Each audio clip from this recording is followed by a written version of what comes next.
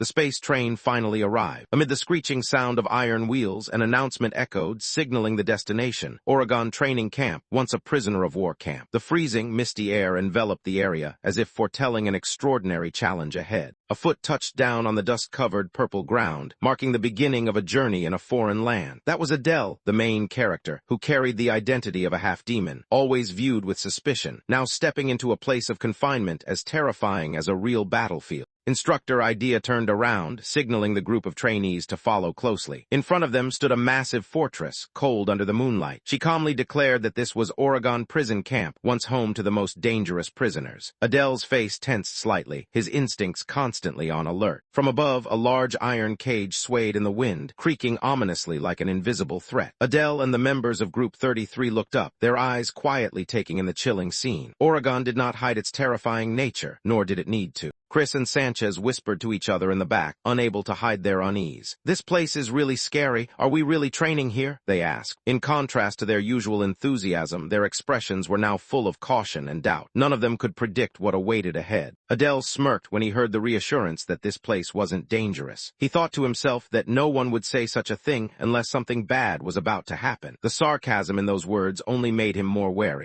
Adele smirked when he heard the reassurance that this place wasn't dangerous. He thought to himself that no one would say such a thing unless something bad was about to happen. The sarcasm in those words only made him more wary. As soon as the group entered the camp gate, stern-faced soldiers immediately blocked their way. One of them spoke up, asking if they were from Satan Academy, his scrutinizing gaze betraying his suspicion. Adele stepped forward, responding to the questioning with a calm demeanor. He confirmed the group's identity and presented their verification papers. Though he tried to remain composed, he couldn't help but feel the heavy pressure from the gatekeepers, as formidable as the instructors themselves. After checking, the guards nodded in confirmation. One of them spoke, inviting the group to follow, opening the massive stone gate leading inside. Instructor Idea stood at the front, raising her hand to signal the class to keep moving. The group of trainees entered a gloomy corridor lit by flickering torches. The heavy, silent atmosphere made every step echo clearly, stretching along the dark stone path as if leading them to a place where light had never existed. A large centipede suddenly darted across the trainees' feet, a silent omen slithering through the darkness. The chilling atmosphere made everyone even more uneasy. Clearly, this was no ordinary training camp.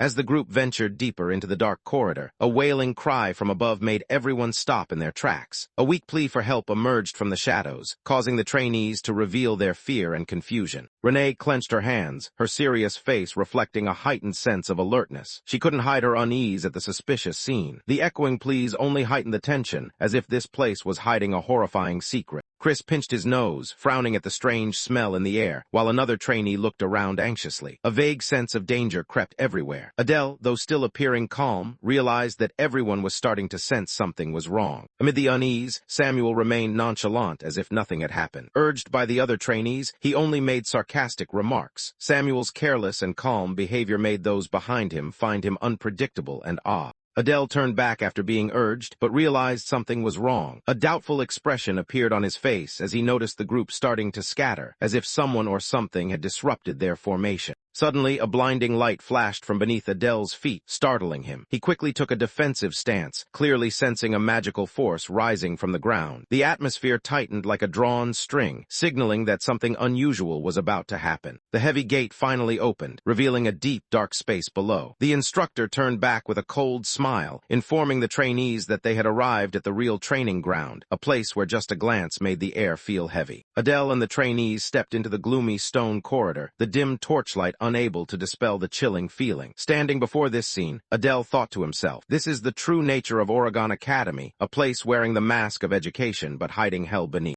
Inside the damp iron cages, the naked and wounded body of a prisoner trembled as he begged for mercy. His panicked eyes and pleading voice echoed throughout the space, as if the very place itself was bleeding despair. Adele needed no one to say it, he understood. This was hell. Each cell appeared in turn, containing people who no longer resembled humans. They sat huddled like living corpses, emaciated, their eyes soulless, serving as vivid proof of the horror awaiting the trainees. The instructor began to explain, with a calmness that was chilling. This was a prison holding those who had attacked demon territory. All were cold-blooded criminals. Each had killed at least one demon, and some had not even spared pregnant women and children. In the pale light, each shackled prisoner was led out before the trainees. The instructor smiled cryptically, announcing that now they would learn the main content of the training session, something none of them could have imagined. Amid the gloomy space, Instructor Idea gave a terrifying smile, calling everyone's attention. She stood proudly before the miserable prisoner, her body shrouded in dark energy as if preparing to unleash something horrifying. The prisoner began to tremble as he felt the cold magical force tightening around him. In those desperate eyes was a terror beyond words, leaving only fearful moans. Instructor Idea gently placed her hand on the man's face, the gesture soft yet full of threat. The wretch was completely overwhelmed by terror, his eyes wide open in despair. From Idea's palm, a strange energy orb glowed blue. She spoke softly, telling him to swallow it. On her face was a calm yet cold smile, as if leading him to his death. A few trainees in the back began to react. A green-haired student gave a forced laugh, while the others were so horrified they couldn't hide the fear on their faces. As soon as the energy orb was put into his mouth, the prisoner's body began to convulse violently. He screamed in pain, his cries echoing down the corridor, signaling the start of a new nightmare. A dry explosion rang out, black blood spraying into the air. The prisoner's body was torn to pieces, blood and flesh splattering across the floor, leaving the trainees behind frozen in shock. Samuel stood frozen, his hand still raised as if by instinct to shield himself from the rain of blood. A look of disgust flashed across his face as he witnessed the horrific result of the training just now. The warden, with a half-smile, casually walked over, unfazed as if nothing had happened. He leisurely announced that the trainees' task was simple: just kill a human by any means they wished. A cold-blooded test to introduce the brutal reality of this place. Witnessing the horrific scene before them, many students couldn't bear it, some panicked to the point of vomiting. But among the crowd, the red-haired boy remained calm, as if the brutality had no effect on him at all. Even after witnessing such a savage death firsthand, he still felt completely empty inside. He realized that this numbness was no accident. It was the result of his soul having merged with Adele. No matter how many hardships lay ahead, he no longer wavered. He was determined to survive to the end, to change the tragic fate of this world, and to fulfill Adele's final wish. The supervisor, with a cold, calm demeanor, stood in the pool of blood, turning his gaze to the class president and asking mockingly, as if waiting for an excuse for the recent brutality. Without a word, the class president turned and walked toward one of the cells. In his hand was a cold, sharp knife, reflecting the dim light of the gloomy dungeon. Inside the cell, a haggard prisoner trembled as he watched the class president raise the knife. The air thickened in the deadly silence between them. The class president maintained a faint, indifferent smile, asking his opponent for any last words. His voice was steady, devoid of emotion. The prisoner suddenly screamed in fury. He felt no remorse for his actions, only regretted not having killed more demons, and swore that humanity would one day wipe them all out. As soon as the scream ended, a dark streak of blood spread across the cold stone floor. The finishing blow was delivered decisively, ending a life in a storm of unresolved hatred. After finishing off the enemy, the red-haired boy silently withdrew his knife. Blood still stained his hand and blade, but his expression remained coldly calm. Inside, he felt a strange satisfaction hearing his opponent's last words before death. With a confident demeanor, he turned back to face the instructor and asked, "Is that enough?" The instructor applauded, smiling with satisfaction and praising, "Excellent." The instructor turned to the remaining trainees, ordering them to begin the training exercise. He demanded everyone enter the cells and perform the test just as the class president had done. The trainees were silent, their eyes cold, none daring to resist. Suddenly, the instructor singled out the half-demon students. Among them, Luna showed clear fear, clutching her uniform tightly, her eyes panicked as if facing an uncertain fate.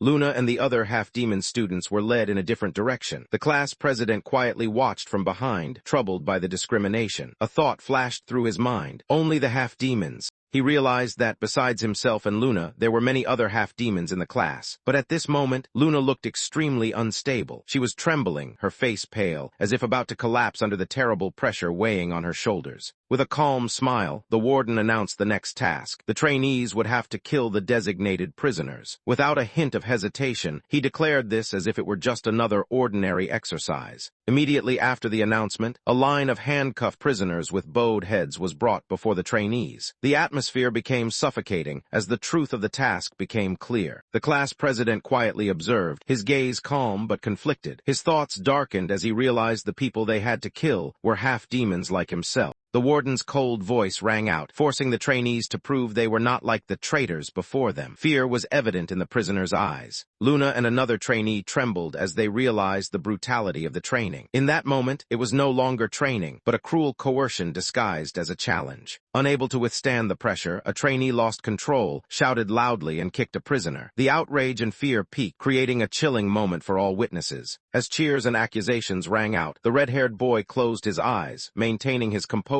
amid the chaos. Inside, he wondered, had this bloody game truly begun? Screams echoed throughout the prison, mixed with desperate pleas. The red-haired trainee looked up, quietly observing the entire scene with an unreadable gaze. A shrieking voice rang out in the air, summoning a giant demonic entity. In the strange green light, Samuel unleashed magic that made the prisoners tremble in fear. Luna clutched her head, her whole body shaking violently. The screams and bloody images around her had surpassed her limits, leaving her in despair and panic. His face twisted with excitement. Samuel smiled maniacally in the storm of magic. Thoughts flashed through his mind. Perhaps he truly longed to wipe out humanity with his own hands. While Luna collapsed in fear, clutching her head and trying to escape reality, the red-haired trainee stood silently. The bloody scene and moans did not move him. Just another day of training had begun. Luna was completely broken, trembling in silence in the dark room. The narrator realized that if Instructor Idea discovered her condition, Luna would be in serious trouble. A sudden voice rose from behind, drawing the instructor's attention. She turned around, her eyes full of caution. Irene stepped forward, her gaze icy, and asked bluntly, if she used her power to kill a prisoner, would that count as passing the test? The instructor smiled, replying without hesitation that it was completely acceptable. Irene nodded briefly, showing her readiness.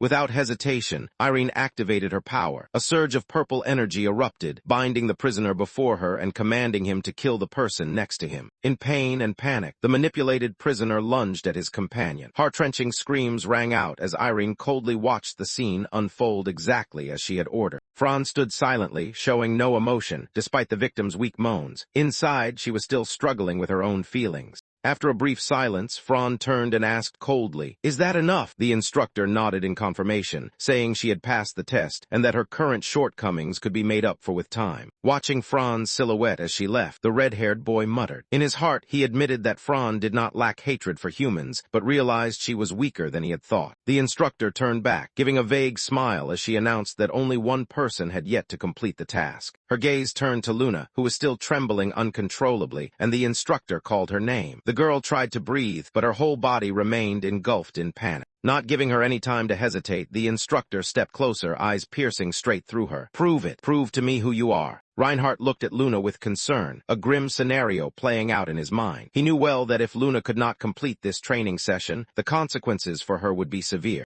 Luna was utterly panicked, her whole body trembling, her mind sinking into despair. Only one thought remained in her heart. "No, I can't. Please let me leave this place." Luna collapsed onto the floor, her trembling hands pressed against the cold stone. Her body no longer had the strength to stand, and her mind was gripped by fear. In the depths of despair, Luna bowed her head, silent tears falling. She cursed her own weakness as she remembered her poor mother and the wretched father who had ruined their lives. Luna clenched her hands against the ground, leaving deep scratch marks. She felt powerless in the face of the goal she once cherished, to avenge her mother, yet she could do nothing. Adele approached, looking at Luna with worried eyes, and gently asked how she was. His presence made Luna lift her head slightly, her eyes still blurred with tears. Surprised by Adele's calm demeanor, Luna unconsciously called his name, but Adele just smiled gently and told her to wait a moment. Adele turned to face the zombie, politely declaring he would assist Luna in this practical test. His gaze was calm yet decisive, leaving Luna astonished. Luna panicked at the scene before her, her eyes wide with fear, her body trembling as if she couldn't believe what was happening. Adele gently removed his tie, preparing to enter the practical exam, his calm voice reassuring the anxious Luna. He handed Luna the knife with determination, emphasizing that although it was frightening, this was something she absolutely had to complete. Seeing Luna tense, Adele gently instructed her to relax her grip a little, hopping to help her calm down and hold the weapon firmly.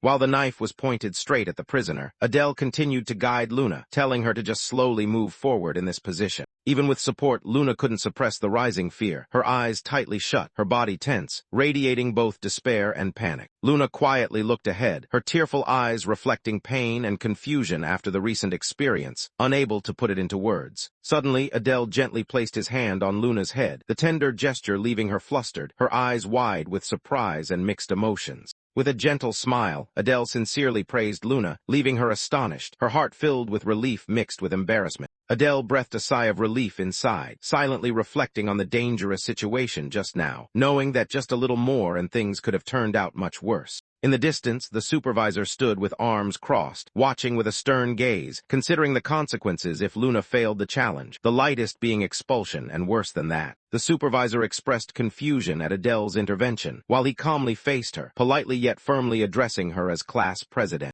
The woman stood before Adele, her eyes cold, sternly questioning. "Do you think you'll be accepted after what you just did?" The clear opposition in her voice showed she disagreed with Adele's approach. Adele smiled calmly and replied frankly, "No, but Cadet Luna will be accepted." His words left the other party stunned, unable to react immediately. With sharp reasoning, Adele cited the test's own rules. Only those who use their killing abilities are considered to have passed. He pointed out that Luna, the only one with healing powers, had also used her strength in her own way. Hearing this, the female examiner angrily retorted, saying Adele's argument was too unreasonable. She sharply asked if he intended to abandon all students without talent just because they lacked combat ability. Adele unhesitatingly replied with a calm smile, "That's right. If they have no talent, I will leave them behind." His words were firm and without hesitation, making the atmosphere tense. The woman fell silent, saying nothing more. A faint smile appeared on her lips, hard to tell if it was contempt, helplessness, or a subtle acknowledgement of Adele's reasoning. After the tense debate, the female examiner coldly made a sarcastic remark, criticizing the class president for acting on his own. She declared she would remember this, then announced she would go find the other students, asking both of them to stay and wait. The class president breathed a sigh of relief inside, feeling lucky that his answer matched examiner Idea's expectations. He thought to himself that if the examiner had been Aries, things definitely wouldn't have gone so smoothly.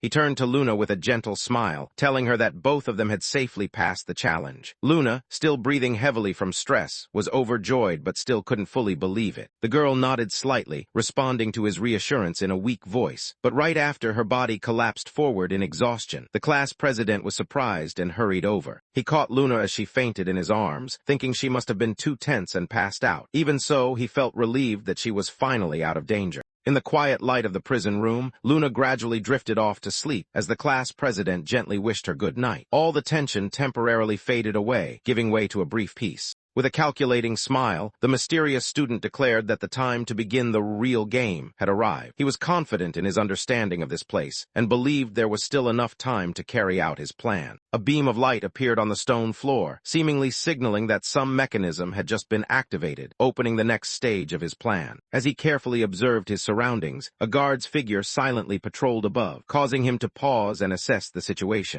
He silently assessed that the level of security here was as strict as expected. To reach the miracle, he would have to infiltrate the area below. Without hesitation, he began to use his power of darkness, letting his body become completely enveloped in black mist. This was the only way for him to slip through the defense system. Feeling the power spreading around his body, he smiled confidently. This time he had succeeded. Clearly, his abilities had improved compared to before. Hidden in the darkness, he approached the corridor with utmost caution. With his body shrouded in black mist, he was confident he could sneak through undetected. His target was the door leading down to the nearby underground tunnel. Just as he stepped out from the hidden corner, he suddenly froze. A guard was standing right in front of the passage, blocking his route. Even though he was cloaked in darkness, he sensed the danger of getting too close. Suddenly, a sense of unease surged as he realized something was wrong. On the opposite side, another guard was clearly visible under the light, his entire body emitting a strange aura and his glowing red eyes shining. A formidable opponent was blocking his path.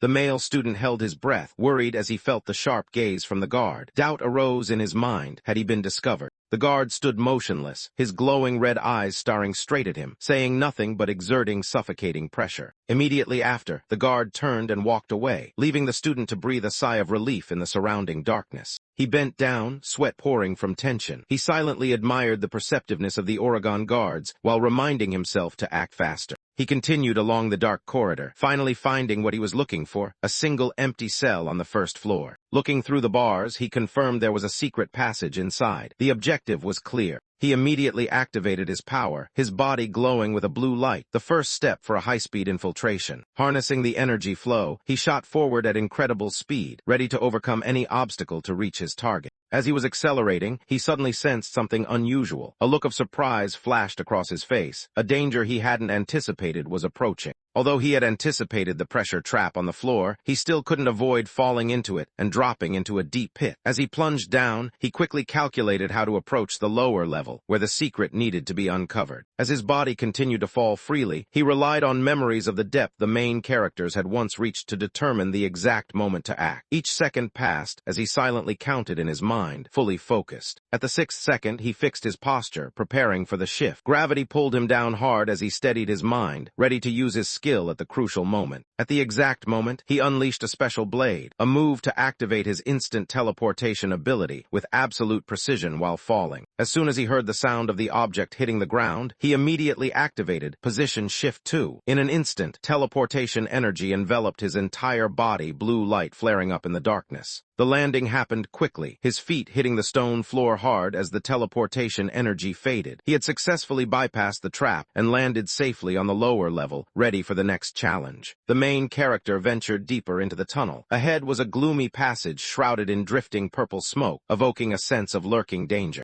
He identified this place as the underground water system beneath the prison. With a calm expression, he drew his knife, ready for the next threats. From the black mist, deadly black slimes appeared. Their glowing purple eyes and slimy bodies showed they were monsters with lethal poison upon contact. Unfazed, he decided to attack from a distance using magic skills. Surrounded by darkness, he cast Fang of Darkness, Black Blade Rain, summoning blades of darkness in midair. The blades shot forward, piercing straight into the cores of the slimes. Each burst of purple light showed that the attack had hit its mark and destroyed the enemies in an instant. With the battle over, he calmly walked past the corpses of the slimes. Knowing the enemy's weakness was the key that allowed him to easily overcome the obstacle. He stood at the edge of the pitch-black water channel, observing the thick liquid flowing below. Without hesitation, he determined that the next step was to go deeper into this strange slime. As soon as the decision was made, he immediately plunged into the poisonous water. A splash sounded as his body broke through the surface, beginning his journey beneath the canal. While swimming deep in the dark water, strange voices suddenly echoed in his mind. "Don't go any further, and a great evil lies dead." The unexpected warning made him pause for a moment. He pondered the warning, suspicion rising in his heart. In the original story he wrote, there was never any mention of a great evil. Perhaps this was the resting place of a demon who once betrayed and was sealed away centuries ago.